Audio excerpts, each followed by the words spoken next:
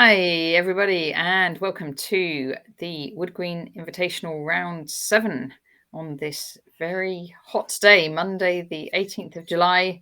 And my computer's telling me it's a record high today in terms of temperature. Let's. Hi, Peter, joined by Jim. Peter Wells. Hi. Nice to see everybody. Nice to have everybody here, and nice to see you, Natasha. And nice to see you. And we get to see a theoretical short draw. Theoretical short draw. Should we start with the theoretical? We might as well dismiss this one. We'll do it as quickly. These things happen when a player kicks off the tournament with 5 out of 6 and is hunting. Yeah, no, but Ravi's not got plain sailing because he and David Fitzsimmons both have 5 out of 6. So, no, that's true. Yes, and of course, he's no longer norm hunting because he is a grandmaster. But he's already a grandmaster, so yes, it doesn't matter from that point of view. Nonetheless, the heat may have got to him as well, and it's a perfectly. I mean, it's. I was quite excited when I saw they had a poison pawn, but of course, one of the reasons that people have increasingly moving away from very heavy theoretical lines a lot of the time these days is that so many of them do have forced draws sort of hidden or not so well hidden in amongst things. So this move, Queen B6, is starting off the poison pawn. This is the poison pawn variation, which, it's so unusual for a pawn grab to be at least arguably the soundest of all the options. It really is, Black's position, it's sustained very heavy computer analysis, obviously, and all kinds of efforts to dislodge it, but it remains one of the solid. And this is, there's been a lot of attention on E5 in recent years. The F5 line is, in a sense, it's like the old main line. This was probably the main line from 20 years ago or more. But I've always been aware when thinking about playing the poison pawn for Black that this annoying forced draw is out there and quite difficult to avoid. Yeah. And, it all looks like it's running very excitingly. So White can play something like E5 instead of Bishop E2 in that position, and that leads to all kinds of complications. But in this position, Black has to do Hi, Kenworthy, not Gary. Hello. Black has to do something in a moment to bring his queen back into the action. And as we shall see, C5 check. So Queen C5 check, and now after Bishop E3, I've looked at this position before now. If the Queen goes, as far as I remember, if the Queen goes to A5, White has Bishop B6, hitting the Queen again. If the Queen goes to E5, White has Bishop D4. There's basically no escape. But it can't be caught, but it can be, White can force a repetition. There's no way to. And so where did he go? He went to E5. E5, and then they're demonstrating straight away. Bishop D4, he goes to A5, Bishop B6, back to E5, Bishop D4. And the problem is that if Black plays knight takes E4, I can't remember if White should take on F8 or not first, but it doesn't really matter. White has the simple move Queen E3, just netting a piece. So there's no way out like that. And you can see the Queen has no square other than A5. Yep. But as you can be fairly sure people have worked out with great thoroughness, it can't be trapped either. So yeah, so both players would have known this, and you can see would have known this. I don't know whether Daniel. I suspect Daniel might be quite happy to get a draw with Black against Ravi in this form. Yep. And Ravi's obviously decided that he needs a well-earned day off in the heat. Yeah. And I can't see any grounds for complaining about this. This is just one of those things, and it's worth reminding people who play the very sharp poison pawn that this is one of the things that can happen. Yeah. You'll notice some players have started throwing in H6 an H6 move with Black earlier, and that I can't to avoid the draw. I think there are various motivations. Some of the time. A lot of the time with Black, people are first ensuring that they're not worse before they worry about whether there's a draw. But yeah, I think that may be one of the motivations sometimes. So anyway, it's a well-known, well-established theoretical drawing line, and I have the form Ravi's been showing and the chess he's been giving us already. I've got no complaints about that at all.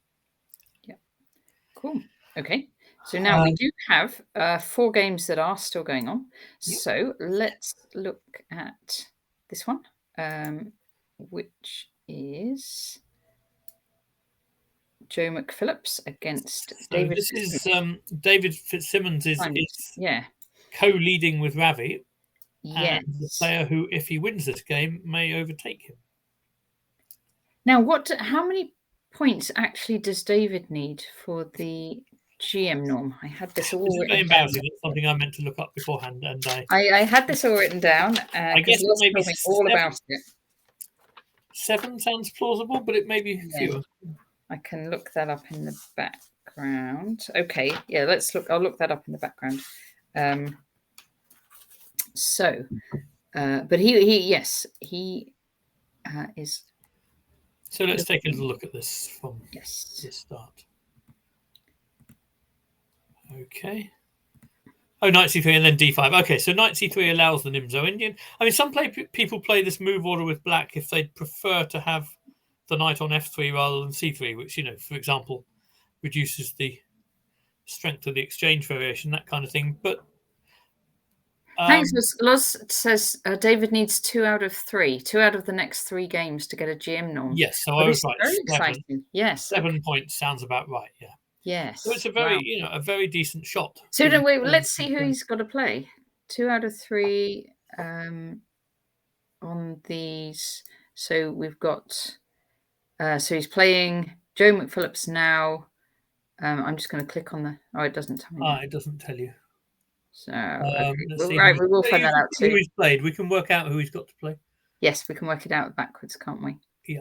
So he has played Marcus Jonah. He's played Ravi, Zala, Ketty, Daniel, and Joe. Okay. And so Tim and Connor, is it? I think Tim and Connor, yes. Okay. And he needs 2 out of 3. Neither of whom are. Well, no, sorry. Tim's doing fine. Connor is not showing, the form I might have expected. Tim and Black v Connor. It's a reasonable run in. It's a shot, isn't it? And when you're after GM norms, all you want is to have a decent shot at this stage, which he has, and very well deserved as well. So d5, okay. So white aims for an exchange variation of the Queen's Gambit. Keith Arkle style. Keith will always play ED. And black takes with the knight instead. Sort of. This is taking us into sort of semi-Tarash type territory. This has got popular lately. People didn't used to do this so much, but you're seeing semi-Tarashes at all levels at the moment. I think. So white plays e4. So it's a little different. In the pure semi-Tarash, I think the moves knight f3 and c5 are already on the board. So maybe that makes quite a difference, I would think. Well, it makes a difference if white avoids knight c3, and he's gone for rook b1 in an attempt to do something different. So black has to take. That's fairly clear. And then he has to find a way to attack. Okay, c5. So if white plays knight f3, it's the pure thing. Yes, but Joe McPhillips plays a different move, rook b1 here. Yeah. So part of the idea here, I mean, one of the famous lines in the semi-Tarash involves black going c takes d4 and then playing bishop b4 check to trade a pair of pieces. I mean, the philosophy of the opening is a bit like the Grunfeld. White's got this centre majority, and black hopes to show in the long term that the majority of 2-1 on the queen side will count in his favour in endgames, that kind of thing. It's a question of whether the pawns in the centre can sort of squeeze enough space that the pawns on the queen side don't become a factor. But trading a pair of pieces makes some sense for black, which is one of the reasons that rook b1 also makes some sense to stop bishop b4. Yeah. I'm just looking. Sorry, I just noticed the clock times. We'll come to that in a bit, but it looks like white has used a lot more time than black. I think Joe was late to the game, if I saw the beginning of the round correctly. Okay. And as somebody who has been known to be late to games myself, I won't make any critique of that. So bishop e7, okay. Yeah. Knight f3 castles.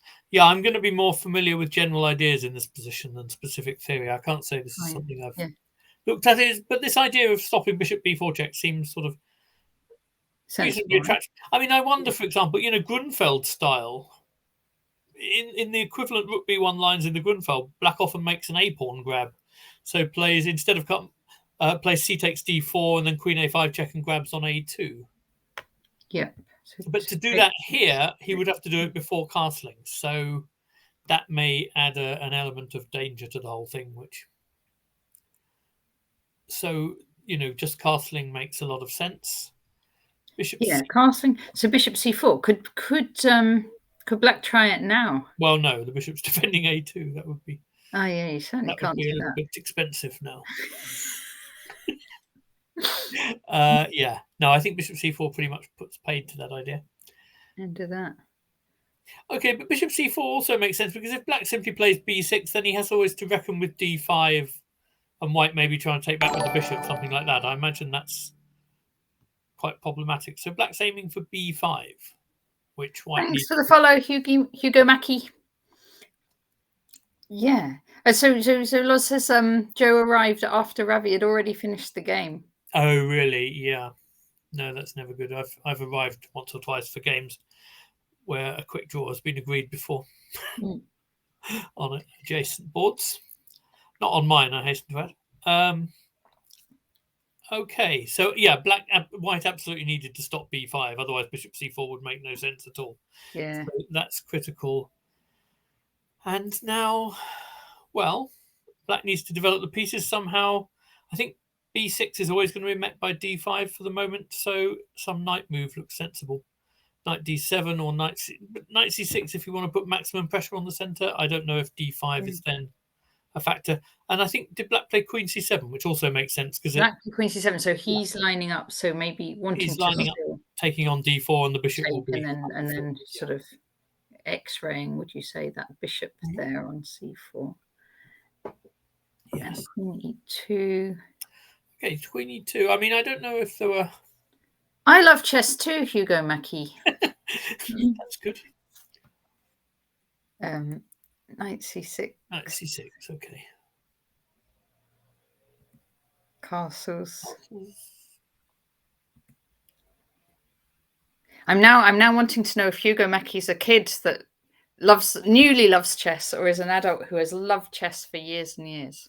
Or an adult who newly loves chess. Or an adult who newly loves quite chess. a lot of those There about. are lots of possibilities here. Well, there do seem to be more of those around than there were. Yes. Lots of people took it up after like the Queen's Gambit lockdown. And the lockdown and stuff, yeah.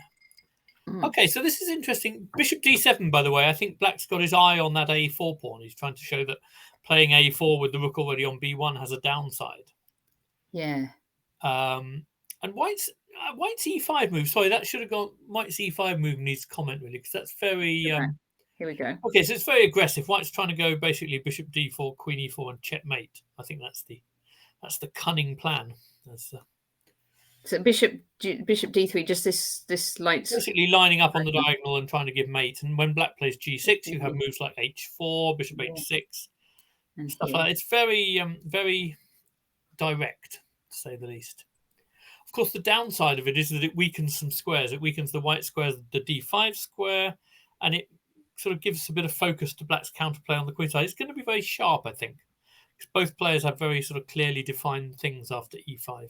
I mean, e5 also removes the black having to worry about white playing d5 at any point. Yes. In a sense, that's obvious, but it's also an important point, I think, that some of the time you have to be worrying about d5, and then suddenly it's no longer on the table, really. Yeah, so it helps black just sort of... It helps clarify things. But of course, if black gets mated on the king side, the clarification is it's fairly scant compensation, isn't it? So it's sort of, everything now hinges on whether white can really demonstrate a strong attack, I think. And the engine's not that pleased with it, I think, but it's probably fairly marginal, as we've seen before with this engine. A kid that's always loved chess. That is wonderful. Ah, that's the spirit. That's good. CD, and rook c8. So again, just kind of lining up on that bishop. Well, lining up, and I think directly threatening knight takes d4. Threatening knight d4 if takes and takes. And queen takes c4. That would not be a good development from white's point of view. But I think bishop d3... He doesn't mind, though, because he was going to go bishop d3 anyway, wasn't he? He was, but it might allow knight b4. That's the thing. If black can get knight b4 in before white's lining up on the diagonal. That Oh, might knight be. b4 now. Yes, that's what he played, actually, Yeah. David. Okay, so that's the downside of having to go bishop d3. It allows knight d. But white has some tactical thoughts of himself. So, I think if white had to play bishop e4 now, he'd already be, I'd say he was slightly worse because, he would no longer be lining up on that diagonal. And then he doesn't really have proper compensation for the weakened squares. But I think what he has is a tactical idea. Did he go bishop a3? Yeah, he didn't play this move. He played Hitting the knight. bishop a3 This is here. a much better idea. So, he's trying to remove that So knight this so kind of by pin. hitting against d7. Black can't take on d3, I assume, because bishop e7 hits the rook. Yep. It's not totally clear. I mean, Let's see. So let's see. So knight takes d3. Bishop takes yeah, I don't think it's here. good. Rook's hit. So Rook the rook d8. moves. What's going to happen? You're going to take on d3 and go knight g5. End, I think taking on d3 and going knight g5 will be very strong. Okay, yeah. Because black doesn't have a move black wants to play in that position to stop queen h7. And you have to go g6. There's queen h3 if we want it to force h5. And there's a knight coming to e4 and a beautiful f6 square. This kind of thing this looks flows nice, very easily. For white. Yeah, this is quite a common sort of theme for how the attack flows if there's nothing natural defending h7. So yeah, no, that would be very bad for black indeed. Yeah, okay. So after bishop a3, black's not going to take on d3, and what he did was... I assume he has to play a5. Oh, no, you can play knight d5. So. Yeah, he could do knight d5 defending the bishop, but I think he quite likes having this knight kind of supported on here. Okay.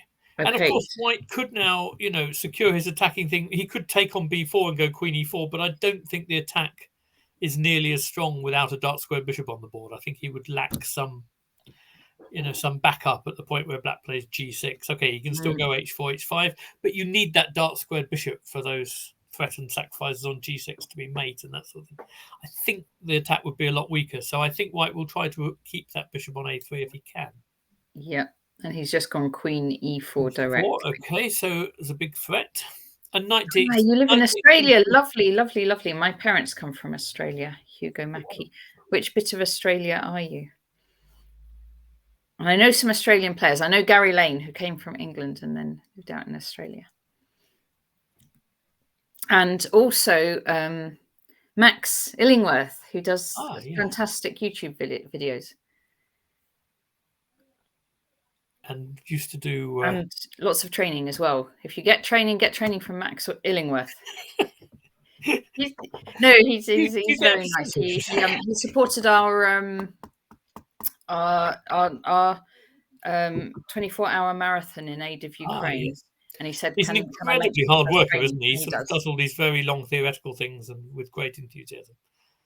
I think he's great. Yeah, I really like his work because I used his to when I had to swat up on it was I'm losing my words because it's hot today. The sort of Crazy House chess, and he did some lovely videos on that, and that helped me win one of my Crazy House games. Oh, and Heather Richards, of course, is Australian as well. Yes, of course. Indeed, that's true. Yes. Okay, g6. g6. Okay. So I'm seeing ideas, but I don't really know what's about to happen here. So, like I said, if white takes the knight on b4, I think that the attack suffers a bit from not having the bishop. I mean, it's not ridiculous, but I don't think that's probably the way forward.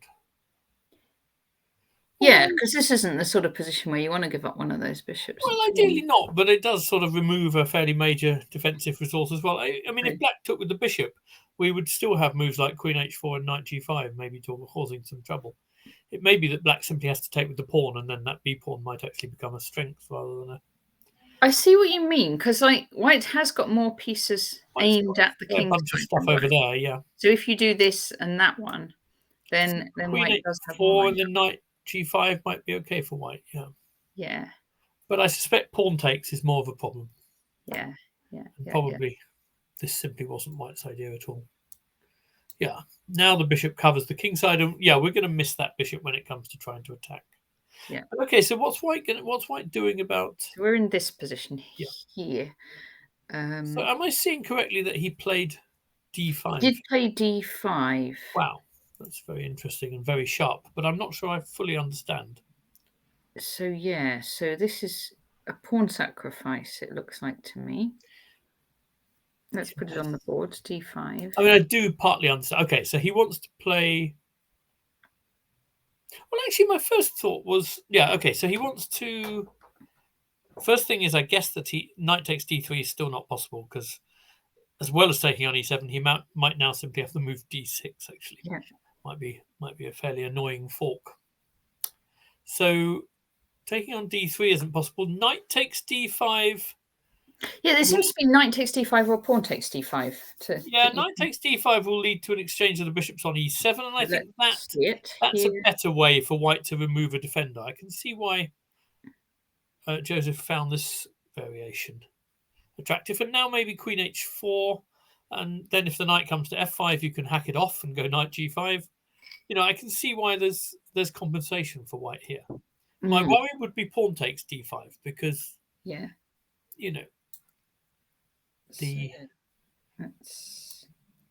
white's very all in. His plan is to play queen e3, queen h6, and try and give mate. But so pawn takes d5. Yeah. Hi, Kevin. Hope you're well. Keeping out of the sun.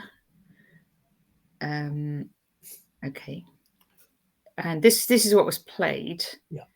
And I think white has to go to e3 because white wants to go to h6 and needs not to be on a square where knight takes d3 hits the queen. So I think it's important. And now it's clearer than ever that knight takes d3 isn't a good idea because white would probably not even grab an exchange or something, but put a bishop on f6 and try and mate on g7. Yeah. So you definitely don't want e7 would be super scary now. Yeah, so this kind of stuff you really don't want to do. Would be the end. But you don't have to do it at all. No, of course you don't have to do it. But that's something black very clearly needs to avoid now. Yeah, the engine's showing bishop f6, queen h6 in some. The engine's getting very excited about it all. Okay, so black needs to find a good way to go after queen e3. Yeah. So queen e3, white drops back. There isn't particularly. I mean, the queen actually doesn't have all that many. Well, I think it's really important to get her to h6 quickly if you're going to show the attack off. Yes.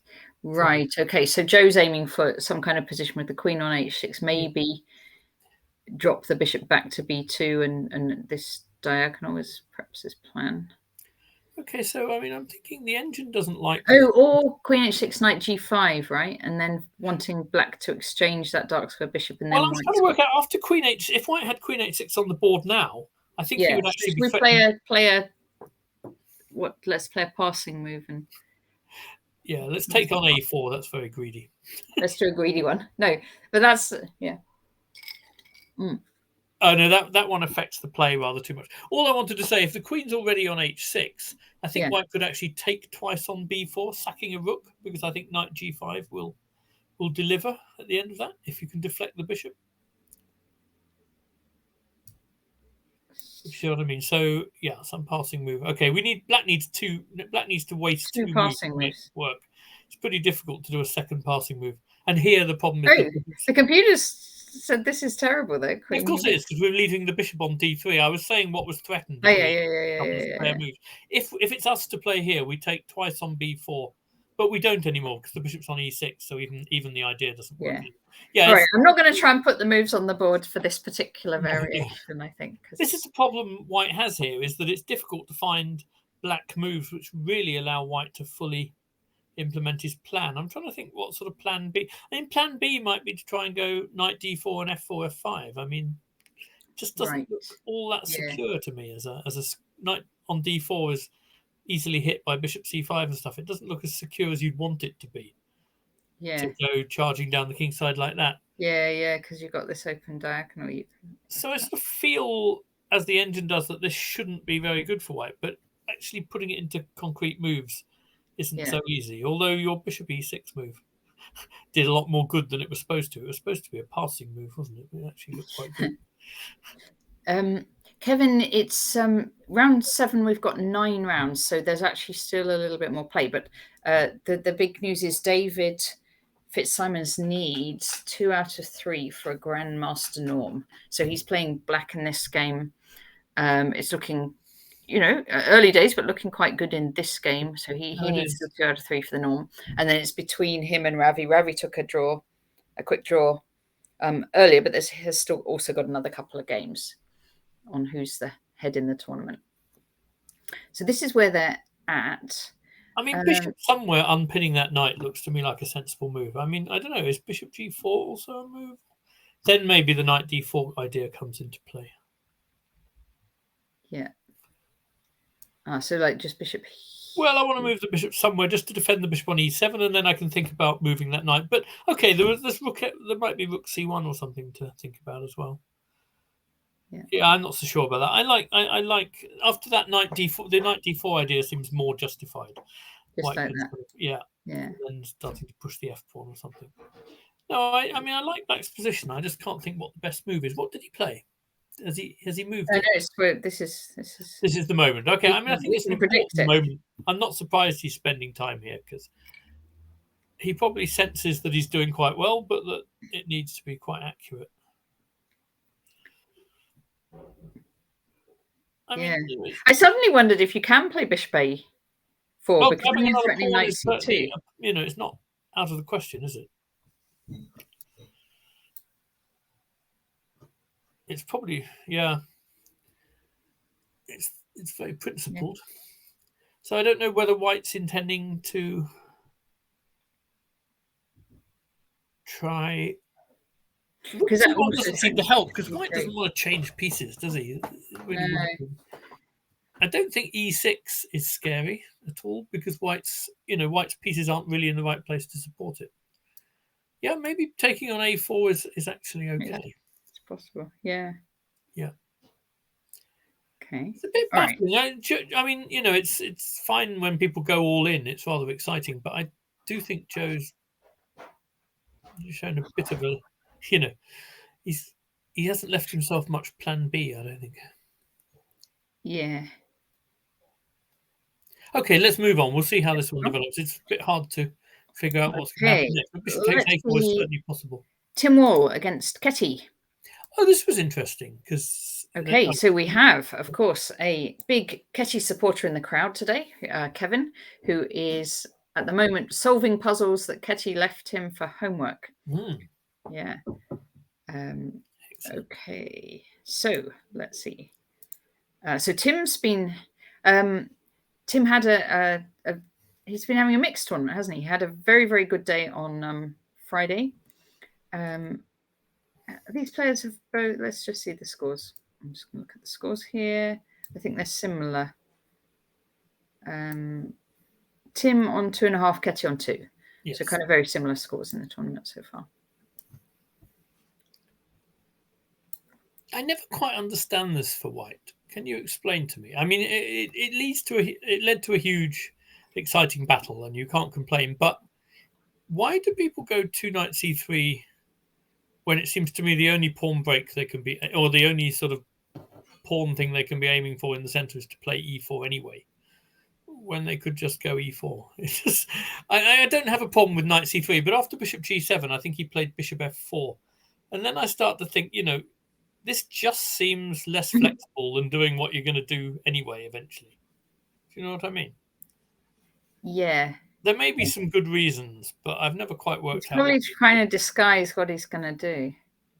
Well, I mean, he also may be trying to provoke, and actually, if that was his intention, he did quite a good job because he got Ketty to play an early c5, which she might not have done otherwise. Yes. But, if Black just carries on with d6 and normal modern moves, it seems to me that bishop f4 is just slightly less flexible than other moves. Mm-hmm. I've had this issue with someone I coached once, and I dissuaded him. I think eventually I persuaded him that bishop f4 against the modern doesn't make much sense because you just want to be as flexible as possible and keep your options open, I think. On the other hand, maybe keeping options open is why I get into time trouble. So who knows?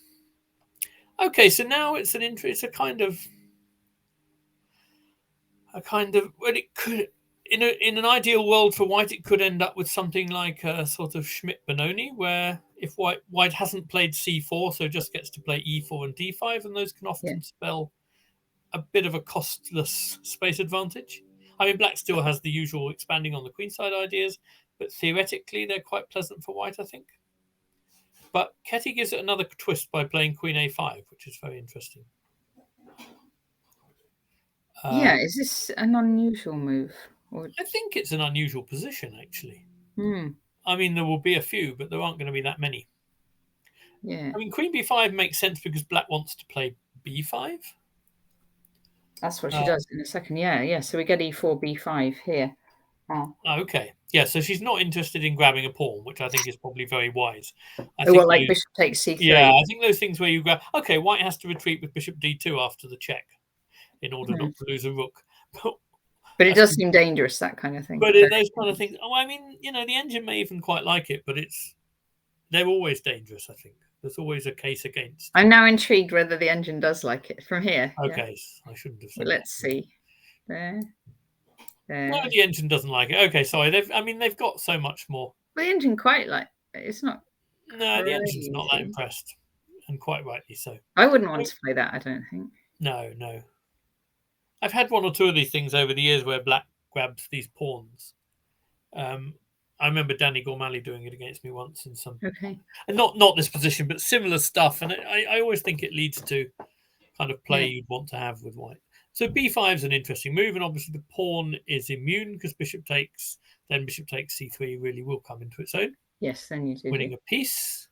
Yes, this you can't do because of that one. So Ketty's managed to get her b5 break in very, very quickly.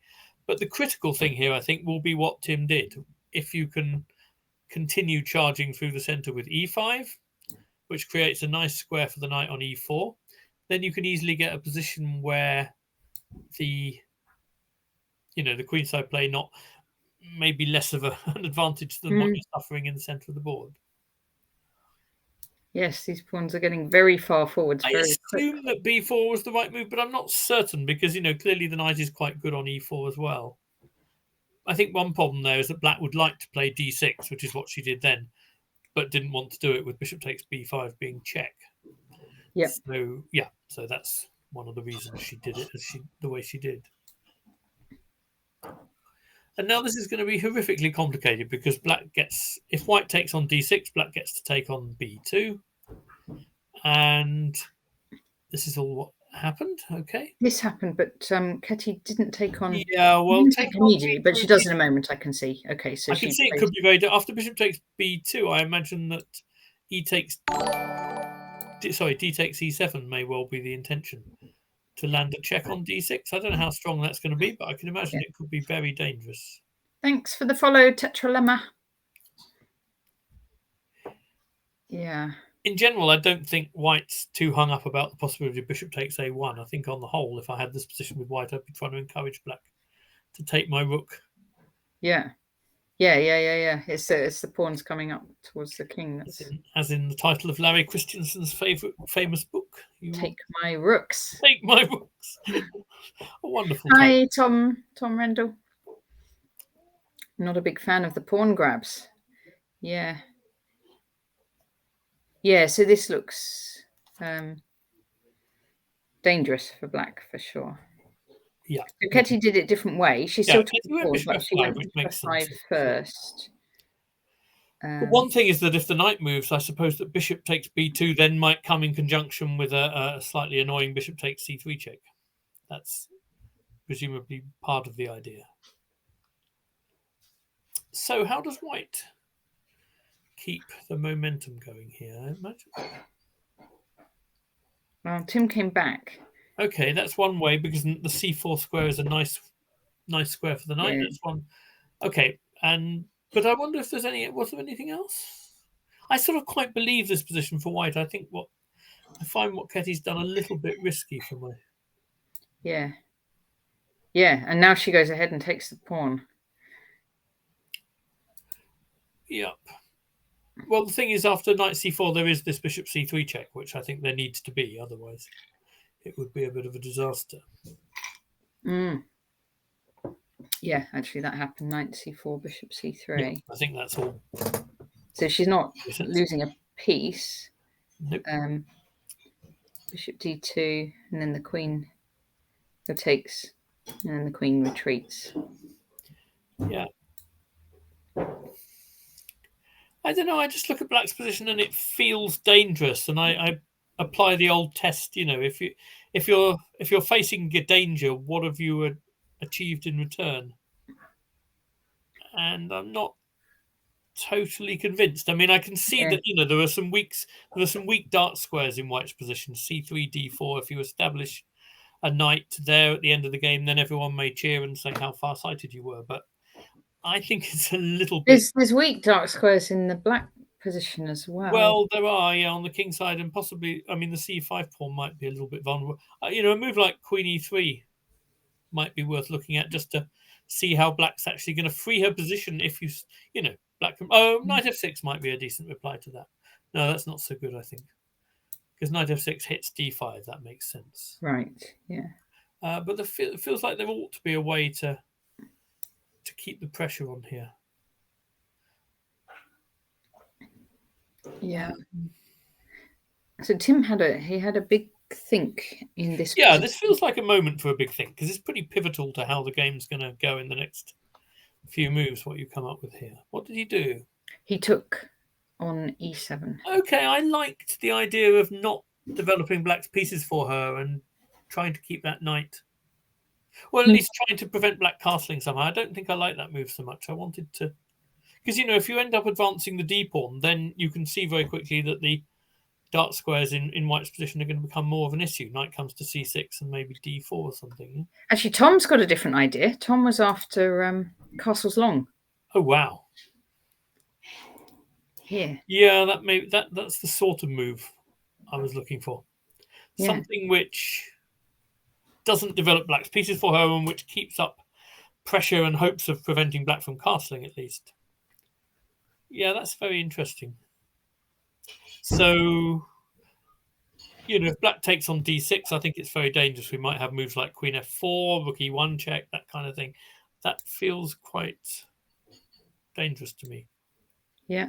Yeah, just the fact that if we land knight takes d6 check, that can't be great news for black, I would have thought.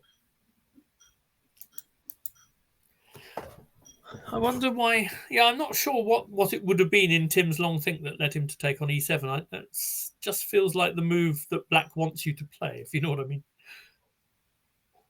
If I was black, I think that if I'd been Ketty, that would have been the move I'd been hoping for. I think. He was maybe deciding between a sort of castle queen side and a castle king side type approach. Possibly, although he's got quite a lot of boys at home preventing the latter for the moment. So he's got to, he has to make a fairly mass decision on where to put all those. I mean, castle's queenside isn't that natural, I think, with so many weaknesses in the white position. But if you take, that knight on c4 just such a good job of stopping the queen coming in and causing any damage. That I quite like Tom's move, I think. This I like quite a bit less. Okay, there's going to be a big pawn on d6 maybe, but there's also going to be horses Knight coming takes in and then a big pawn on d6. Yep. And a horse coming to c6. Yeah. So now she's got the ideal formation of one knight coming to d4 to occupy the square, and the other one has the option of trying to blockade the passed pawn. So, in kind of general terms, you feel what black's doing works quite well now, but of course, the specifics may still have something. Oh, yeah, she might come into d4, mightn't she? Feels a lot more logical now for black. Yeah, so he's gone queen e3 check. Oh, wow, okay. But can the king not go? I wonder, my first thought here would be, can the king go to d7 and bring the rook to the e file very quickly? Interesting idea. That might be a bit risky, but yeah, it's very risky. Okay. It would be a first thought I might reject very quickly, but okay. It was worth a look. Okay, so king f8 and what's... I'm trying to wonder what's wrong with it. Just knight f3. Well, knight f3, and then you've got both the knights coming in. You got both the knights. What's wrong with it is that you got a king on d7, I think. Yeah, okay, so you can't... Which you might feel you're kind of responsible for having just gone there. No, okay, so king f... Or is bishop e6 a good move? That might be the point. Maybe... Bishop e6 was played by... Bishop e6 is a good move because it, then I'm not sure what you've achieved with the check. In a sense, okay, the bishop was a decent piece on f5, but it's a very decent piece on e6 too. And it could, once you've castled, could be threatening to take the knight on c4, and then white's position sort of could easily end up in a state of collapse. This feels quite good for black now, actually. Yeah. I think I think d takes e7 was at least in practical terms, a bad misjudgment, and probably theoretically as well. Okay, so knight f3, and now I'm sure Ketty Ketty would develops. leave the castle, yeah? Well, she went knight d7. Knight d7. She might be right. After castles, there could be a queen h6, knight g5 issue. I'm not sure that there is, but knight d7 makes sense as well. Yeah, so she's got the two knights, the one blockading and the other still threatening to come forward even after knight d4. And of course, she's defending c5 as well. So. Yeah. Yeah, I think this Bishop d3, and now she castles. Yeah. And actually, white castles kingside too. Yeah. I mean, there's probably not much wrong with white's position. I'm probably judging it a bit in terms of what it was and what it could have been. Yeah. Yeah, it's gone from a crazy game to one that looks more like a normal game, hasn't it?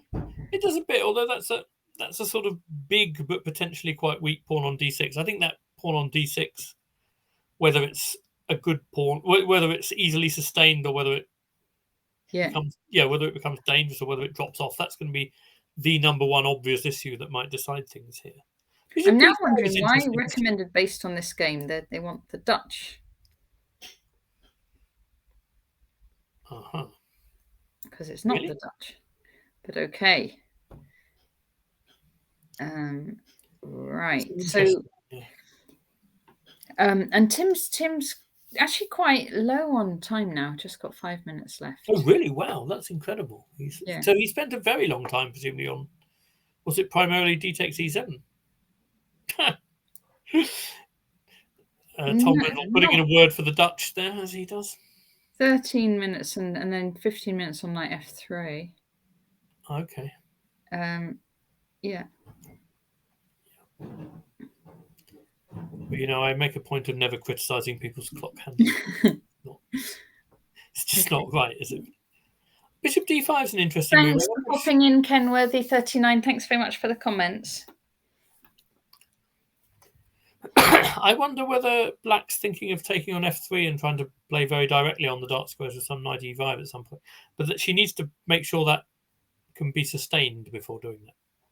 Is this as far as we've got? This is it, yes. Okay. It's very interesting. It's probably quite nicely poised. I just think that it's the trajectory has been upwards for black. I think it's gone well for black over the last few moves, but of course it's still a big fight and lots can happen.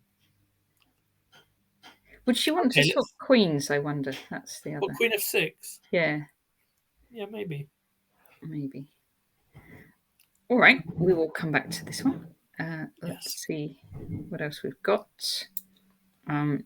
Okay. Connor against Salah.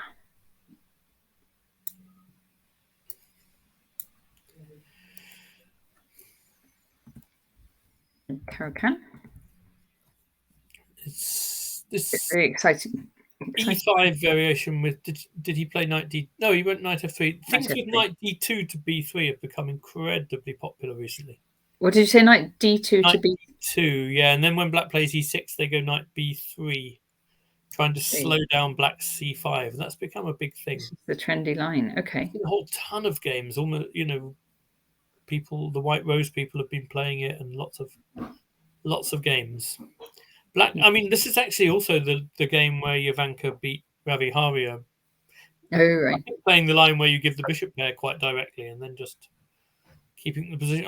That doesn't entirely appeal to me, but I can see why the simplicity of getting the c5 Greek in any way does have some appeal. But okay, this line's been very trendy. But he did.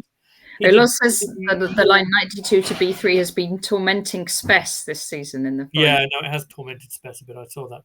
And as Tom says, if it's Wesley So's recommendation, it's not going to become less popular anytime soon, probably. Yeah. Okay.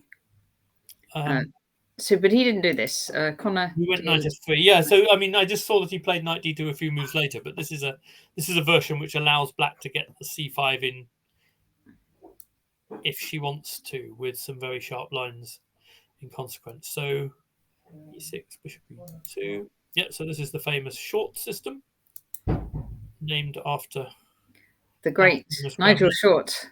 Yes, there's nothing short about the system. It is Nigel.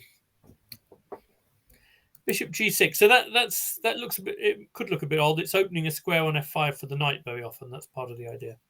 One of the things about the exchange Caro-Kann that makes White's position quite attractive is that Black has real sort of development obstacles where one piece gets in the way of the other. Yeah. So basically, both those Black minor pieces on the king side want the e7 square. And one of the tasks Black has in this opening is to find out a way of, sort of giving it to them consecutively in a way where they can harmonize. Not so easy. Bishop g6 makes sense in that context, I think. Okay, knight d2. There's lots of different ways White can play as well. They can play with sometimes b3. They can play with knight b3 and a4, a5. Lots. They can play on the king side, on the queen side. It's not so. There's a lot of options. Yeah. So Connor's going to put it perhaps here in the same idea we talked about before. Yes, although the actually trying to stop c5 really does depend on some fairly specific things. And of course, as this game demonstrated, Black could have played c5 but chose not to. C5 isn't everyone's sort of panacea. It's just something. There's some very sharp lines, which I guess White has decided playing knight d2 to b3 is frustrating for people who did want to play c5. Knight h6, that's an interesting one. So that's another route. That's another route to f5, and of course, it's also a reflection of what I said about both pieces maybe wanting e7. She may have decided to try to give the bishop e7, and the knight can make do with h6. There are some positions where you can let White take on h6, and it's not the end of the world. Although you've got to be careful that you get the right ones, I think. Yeah. So Connor sets it up with this knight b3. Yeah, now she needs to decide whether it's an issue or not. Yeah, and she didn't want it, I think. She played knight f5. So if g4 in these positions, it's important that the knight has the possibility to go to h4. If it doesn't, then g4 is probably, going to be an issue. Okay, so here knight h4 is okay. Can do. Obviously, bishop g5 loses a piece, and otherwise the exchange of pieces. If Black's queen ends up on g4, that could be good news, could be bad news, but it's not, clearly one or the other. Of course, when those knights are exchanged, it gives White another possible plan of f4, f5, but that's if f4 now, maybe Black could even play h5. Mind you, no, that's probably not true, because then the queen is in, after g5, you've got to be very careful that your queen can actually come out again. Yeah. If she does, positionally, this is quite nice for Black, but structure is usually trumped by losing your queen. So it's a tricky one. Yeah, I'm not sure the queen's got an easy way out that time. I don't know. G4, okay, would be another very sharp option. There'll be some theory on this that I can't remember. Yeah. So White chose bishop d2 here. So eyeing the queen side a little bit. Bishop e7, knight e1. That's another way to try and get f4 and so on working and moving. And c5 now. Okay, eventually it comes, yes. Even though the knight's on b3. Yeah. Yeah, no, I mean, this doesn't have the same holding it back goals that the early knight b3 has. Okay, so that's interesting. So White just decides to hold the center. Yes. Question what the plan is with the e1 knight, because obviously it can't go to d3 anymore because it'll get forked. I guess one way maybe to, play f4 and g4 and put it on b2, but I'm not sure what that is. Yes. Let's see. Okay. I mean, this looks like in terms of theoretical, as far as I understand, this looks like a reasonable day in the office for Black so far. I guess White can take twice and do a check, which is what I think he did. Yeah, so Azala played h5. Oh, okay.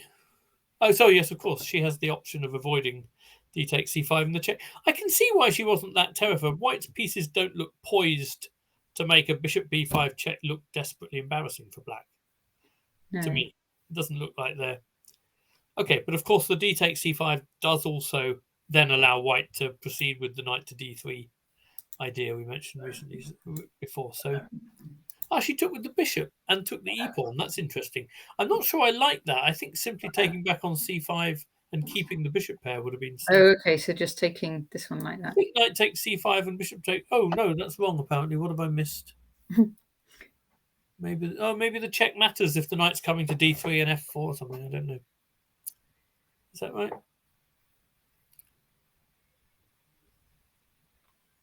In that case, one suspects that maybe. Yeah, they're not. Sorry, the knight's coming. You don't need the check in this position. The knight comes to d3 and f4 very quickly. That's Right. the problem. Yeah. I see. Okay, Yeah. so what was So the best? here, this is what the engine's like. Yeah, no, this isn't good. I Here can see why this and isn't good. Sorry. here, and Yeah, then that I knight forgot comes about in that. And just here. knight f4. Okay, so what was black supposed to do? Take with the bishop and take on c5? So takes bishop, and she took on e5. Yeah, was taking on c5. But then it's the Taking bishop on pair. c5 seems to be Yeah. the most So favoured. I'm inclined to wonder whether h5 might not have been a great move, because Yeah. I'm not sure white should have been allowed this possibility from the position we saw. I don't know if black should have just found some way to stabilize the c pawn, or I guess that was the problem. It was quite a tricky decision, blocking the position, exchanging on d4. They all look plausible.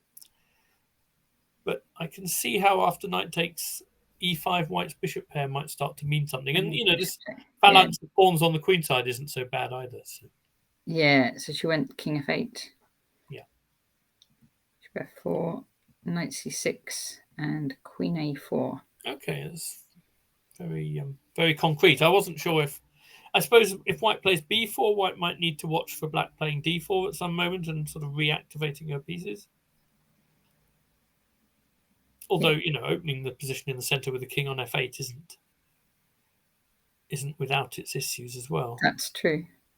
It's tricky, very difficult to say. Okay, so c8, knight f3, f6. Yeah. Knight d4 coming in. Yeah, it's going to be a decent square d6 for a bishop, isn't it? Oh yeah, that'll be a very decent square. I think that, it's not totally clear to me. Opposite color bishop positions, when it's not the endgame, are often defined by who has the attack. And I don't think bishop d6 is going to play part of a very direct attack, but I do think it's a very well placed piece. You can sort of imagine long term black might end up giving an exchange for it or something. Yeah. Which, if she has to do, I think. So she didn't. Sorry, Connor didn't play this check straight away. Okay. He just got on with that. Okay. That's interesting. That suggests to me that maybe he didn't like the idea of black giving an exchange for it. Yeah. But, when there's an open C file and black needs a bit of time to mobilize her other rook, I'm not sure about that. But white's clearly a little better. Okay, she's trying to do something on the king side. So now check. Now check. Okay. So maybe, yeah. Yeah, and get the queen back again. Okay. Over to the king side. Bishop c4, queen e3. So e6 is a little bit of a potential. Yeah. I don't know how bad rook takes d6 would be in these positions with the bishop on c4, trying to blockade. I wonder how terrible that would be. Yeah. I'm sure there's some players who would consider that. What do you think of that? So instead of queen d7, if we take on d6, is that so terrible? So takes, queen takes. Yeah. Yeah. It may not be full compensation, but I like the fact that the bishop covers the f1 square, so plans with f4 aren't so easy to implement. And obviously, crucially, the bishop blocks the c file. So c file, and you can't even go get b5 in. It's really important with exchange sacks to check that the player with the rooks doesn't have a load of open files. Yeah. I think people often talk about the minor piece so much they forget to think how good the rook is. I don't know. I don't think this is so ridiculous. But interesting. I had assumed that was why he didn't play the check so quickly. So it's strange to me that he seemed to allow it in what's actually a better version for black. I think white's probably a bit better, but I don't think white's better than white is in the game, probably. Yeah. I think it's an option to keep in mind. f4 now opening. Okay, that's Yeah, I mean that's what worries me about Black's position. If Black doesn't exchange on it doesn't do the exchange sack, is that now it feels like White has potential play on both sides. Against f6 and also this a4 b5 plan. When one side's playing on both sides and the other side doesn't have. Yeah. What's wrong with bishop e5 now? It looks scary-ish. I Bishop suppose queen e5. e7 is okay. You Queen e7. defend. Yeah. Yeah.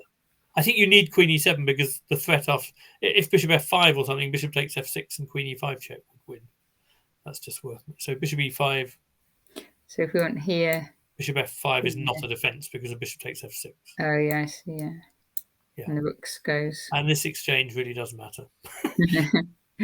Okay, but I think queen e7 does the job. Sort of. e5, queen e7. And again, it's really important that White doesn't have rook f1 here. So yeah, maybe you bring the rook e3 or something. Okay, but then when Black does play bishop f5, the bishop will actually be on freeze for a moment. So yeah, then maybe bishop e5 wasn't such a great idea. Maybe you have to go back. Yeah. Okay, but it's worth just checking the tactical dangers. Yeah, I sort of don't like the drift for Black. I think rook takes d6 might have been a practical try. Yeah. Let's see. So what happened instead of bishop e5? Thanks for the follow, Fide and near Banches. Thank you. Rook d3. Rook e3, sorry. Yeah. Bishop f5 and a4. I think to answer Kevin, the advance is causing opponents a few problems at all levels and is a lot of fun. I mean, Black has plenty of resources, but so this is. I mean, he's doing this in a very logical way, Connor. He's now the bishop's sort of solving the problems on the king side. He's switching back to the queen side. That's the problem. If White's attacking on both sides, Black's likelihood can't be in both places at once simply. And I think what he's done makes it's very easy for explaining how the game's going. And also, right, because Connor can play b5 at some point and open up maybe either the A line or the B line. And then that means that if Zala ever does do this rook takes d6, the rooks do have open lines. Yeah, I think it would be very unpleasant with those extra open files. Exactly. So she's playing there to try and hold up. She's dropped back, and Connor now plays queen f1. So I guess supporting b5. I think that's rather classy because I think it's easy to sort of overlook that way of doing it. It's natural to put a rook behind it. Yeah. I like queen f1. That's that's a good move. I mean, as soon as when you see it, it makes sense, but it's possible not to see it. I think because it. It looks surprising when you first see it. Isn't it? Yeah. No, that's a very good move, and I think White's got a very nice position. Okay. And of course, it makes sense that he didn't go for any bishop e5 nonsense because if you're going to play on the queen side, you don't want those distractions. The bishop's perfect on d6. Yeah. So we'll see b5 coming in. We think in the next few moves. We do. Yeah. I mean, I don't think we're yet at the point where Black has to consider playing b5 to stop it. I think if we are, that's because that will open files as well, so that will be fairly unpleasant. Yeah. Okay. Difficult for Zala, I fear this one. But one more game. Marcus against Jonah. So I'm just wondering if we'll have time to pop in on the teams as well. We'll try and do that right at the end. Yeah. Jonah's been kind of the story of the last few days because I think he's won his last 3 games and made a real. He had a slightly slow start and he's really surging. Oh, he has. He's won 3 in a row. Jonah's hit form. Yeah, he's hit form, and so he's got what score now? Jonah has. There he is. He's right up there in 3rd place, 4 out of 6. Okay, but he's on a little bit behind the leaders. Slightly improbable, but not totally impossible 3 out of 3 finish for a norm. He needs 3 out of 3 for the norm, so that would be tough. That's a tough ask. That's a very tough ask. Yeah, I don't think he really started well enough to be. Yeah, of course, but he's a FIDE master, right? Is that right? He's a FIDE master, so he could go for IM norm. Yeah, I sort of forget that. He's probably quite well placed for an IM norm. I mean, he needs to keep winning a game or 2, probably, but yeah. 1 out of 3 for an IM norm, he doesn't really need. So he only needs 1 out of 3. Oh, he doesn't need it. That's what I want. Maybe he's got. So although he's an FM, I kind of thought he probably He needs the rating along the way. Okay. Okay. Yeah. Yeah. Okay. Thanks, Lawrence. That's Yeah. Okay. So knight f3, c5, c4, knight c6, e4. Ah, okay. All of these things. Takes. Marcus is white doing his black. Yeah. Here. So black can play with g6 type things or can play with e6 type things, and they both lead to, well, they lead to incredibly different kinds of positions and both quite complicated. So he has Jonah has an application for IM already submitted. Okay. And I'm not very surprised. That was why I wasn't. Oh, right. So he's basically an IM already, except it just needs confirming. I mean, I didn't actually know that, but from how he's, from how I perceive him these days, I didn't really think of him so much in terms of needing IM norms anymore. Yeah, yeah. Bishop f4. This is a really old move, I think. I remember old games from 1970s candidates matches and things. This would be impressive if I knew it was Tim and Korchnoi or something. Korchnoi. I think the old line here, black could play d5 very directly. Yep, that's what he did. And now in the old days, they used to play knight db5. Okay, that's not what he did. No, I think this line was eventually decided to be quite okay for black. And black has to play e5 because of the fork, and then white can play c takes d5 and get a very unusual pawn structure. Yeah. Where black has kind of two potentially weak pawns, but actually the f4 pawn does quite a good job at holding up white's development. So I think that line went out probably years back. I remember playing it with white once and getting a good win, but with some good fortune. And this line's no longer out there, I think. Yeah. So Marcus just simply played E3. Simply e3, which is obviously another. Well, it's sort of a common sense way of doing it, but how scary this is for black, I don't know. Bishop b4 looks a bit tempting. Yeah, there we go. Yeah. And rook c1. Takes. So, not takes. Takes there. Okay. I mean, Marcus strikes me as being one of those players in the sort of. I don't know, this is interesting. I'm not sure d takes c4 was necessary. Marcus is somewhat one of those players who likes to, a lot of the time, get positions and play chess rather than try and achieve a huge amount in the opening. Yeah. And white's playing just common sense moves, I think. But I'm not so sure about d takes c4. Is this? I mean, you can see how it might work out fine for black if he can use that d5 square, and that's enough to compensate for the weakness. But obviously, with queens off the board and a pawn weakness on c6, you need to do something dynamic to make sure you've got full value for it. Yeah. This is usually the challenge. I don't know the theory. I don't know if d takes c4 is kind of the established recipe, but what? The castle's okay. So king e2, I suppose, because that's where you want it. Yeah, so this is very committal play by black, and it looks to me like he's drifting into a position where he's just a bit worse. 95. Yeah, so I think if white takes on d5, that bishop will come into its own on a6. Black probably plays a5 followed by bishop a6 check, and that would be okay. Yeah, and it solves the problem with a c pawn as well, isn't it? So yeah, but if white moves the rook, probably to a3, I was going to say, but there it is. There it is. And it feels to me like in this position, white's a bit better because the bishop on c4 is significantly better than the one on d7. Yes. The rook on a3 is going to be quite good for complicating black's task of kind of challenging on open files. And the e pawn, well, I don't think that. The doubled f pawns, I don't think are that harmful to white because I think what white's going to try to show that the queenside pawns are weak and achieve something on the queenside. In which case, I don't think the kingside pawns have to do much more than hold up blacks. So in principle, I quite like what Marcus has achieved, given that I just said he's someone who's not necessarily aiming for that much in the opening. I think he's achieved quite a lot, actually. Yeah. Now, I was thinking black might just put a rook on the open file, but I suppose white can challenge it straight away. Well, I think, did black play a5? Played a5. Yeah, because I mean, black also might be worried about white playing something like rook a5 and ensuring that a5 or c5 never happen or happen with great difficulty. That might be an answer to rook d8. Although there's rook d4 to consider, so I'm not sure. It's true because, yes, that bishop's kind of stuck behind this wall of pawns that couldn't Yeah, advance. a5 feels to me like the move black wants to play to try to develop the bishop. I mean, yeah, and to swap off the bishop as well. Well, bishop a6 probably helps to ease the pressure if you can get that in. Yeah, rook d1, bishop a6. Yes, Yeah. he's done it. Okay. Takes. But as we said, it's not going to be that easy now for black to challenge on the open file. b3.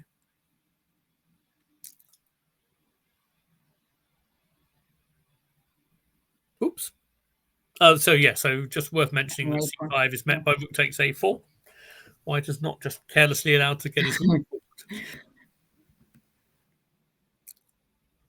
Okay, so white is trying, I think, to invade on the 7th rank, and black's trying to use his rooks as actively as possible to try and advance his queenside pawns and maybe exchange them off and remove those weaknesses.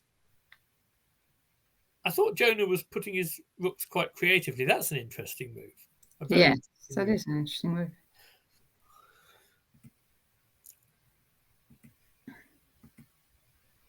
That's a very interesting way of trying to activate a rook, isn't it?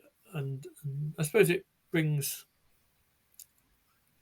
The trouble is, for all these interesting ideas, I still slightly prefer white's position because I don't... Yeah, because white must be now threatening like a rook b4 at some point. I guess. Or he might just stay on the 7th. No, he's just trading off. Okay, that's... So he's going to win a pawn, but he's going to get the rook behind the pass pawn. Okay. So this feels like one of those many rook endings, which is probably drawn with best play, but where best play isn't so easily forthcoming. Yeah, so Marcus is playing risk-free and... Yeah, oh, wait a minute, he's got a7. That's very interesting, because a7 always reduces white's options quite a lot. So white always has to play now for some mechanism whereby rook to somewhere will be a strong move. Yeah. And obviously, if you keep the pawn on a6, then eventually you can try to bring your king and shelter it on a7 in a way which you can never, ever do once you've gone a7. So a7 is usually committal, just in terms of rook ending theory. But maybe black's sort of been so active on the king side that white felt that he had to actually... Because obviously a7 also restricts black's moves, like king g4 is out of the question now and things like that. That's right, because how's he going to defend both those... Pawns. Okay, but he doesn't necessarily need to defend all of them. He needs to defend the right ones. Yeah. Rook a1 check. Okay. Whoa. Bringing white's king in. What? That doesn't look like it makes any sense. What did he do that for? Can we just see that again? Because, I mean, you would only normally check that king out of there if you had some specific design on it. You were trying to do something nasty to your opponent's king. Otherwise, you wouldn't probably do that. Because, one of the advantages black has in the position is that it's difficult for white to bring the king out. Yeah.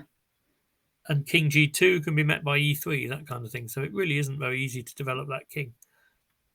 So what would be the good move? If black played something simple like f6, what is white doing to him, I wonder? Oh, quite a lot by the look of it. Oh, blimey, that's a terrible move. What happens to f6? That's...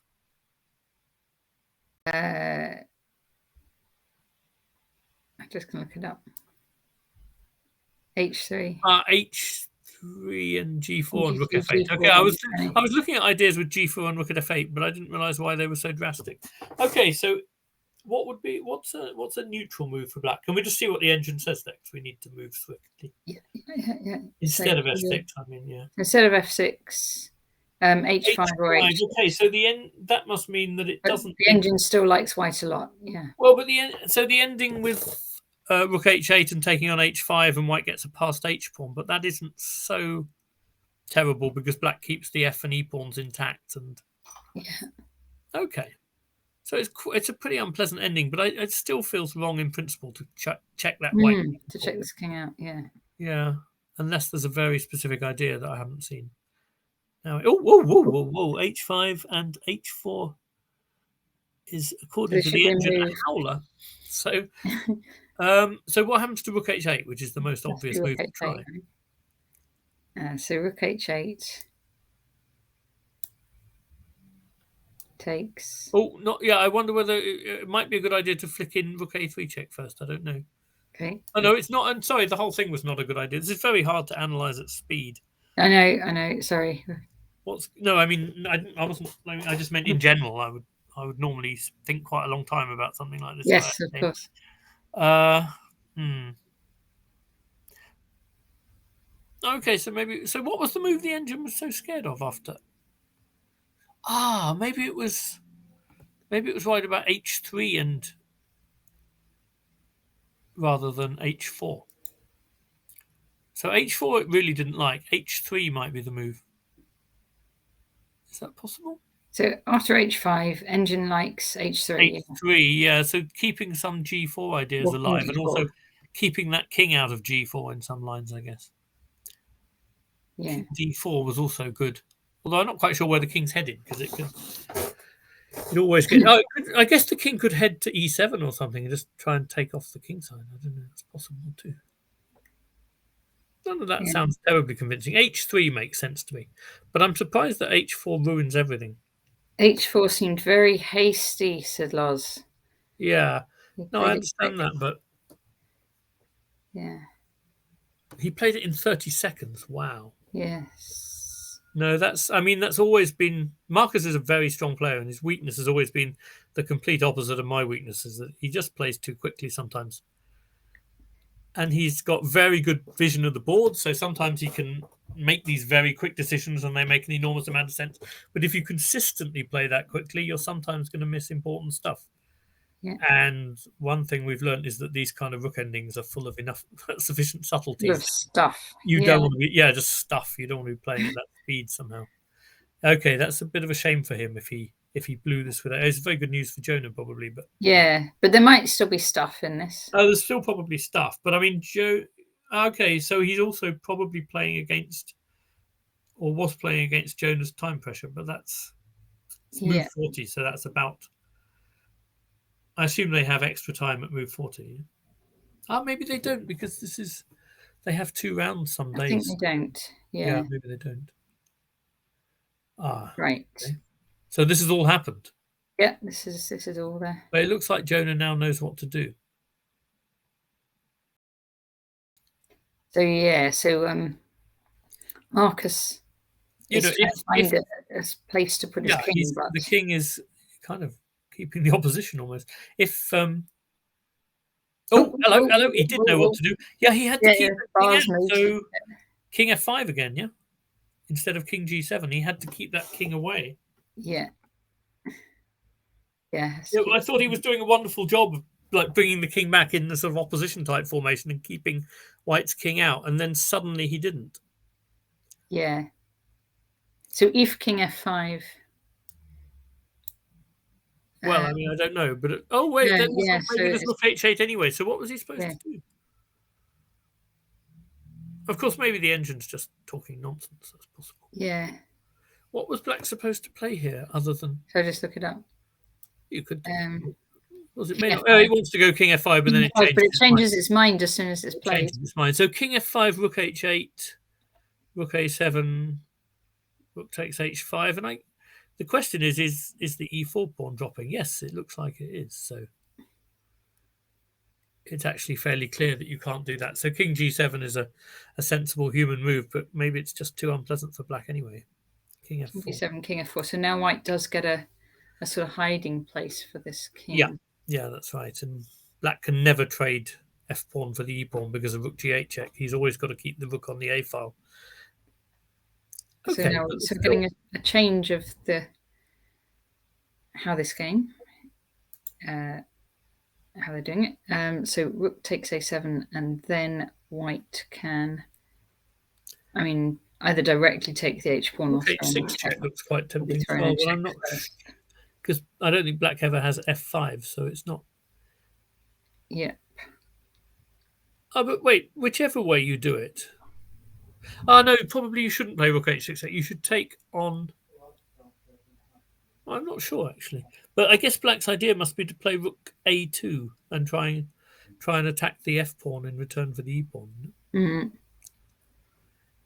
I'm saying after the king f5 line, then rook a3 check after rook h8, so you've got a bit less clear. So what? Okay. Right, we have basically about 5 minutes left. Should we have a quick attempt to to see the Europeans? Yeah, it's going to be almost a matter of just checking the Just score. checking Well, the just scores. checking how the Okay. hopefully not scores at this stage. They've been played for half an hour. More Right. like just checking how the openings look. And So I do watch and see all events, and tell me if you can still see this. Right. So European. What do we want to start with? Under 12s. the Open under 12s, maybe, yeah, because Open under 12s. we watched them draw with Turkey yesterday, didn't we? They did well. We did. And so they are playing Romania today. Uh-huh. Okay. Not much happening there, though. No, I've definitely seen that position before. It's full of life, but maybe less than it was 20 years ago. Okay. Oh, well, it looks like they haven't started yet. So what we'll do is say a big good luck to the English teams.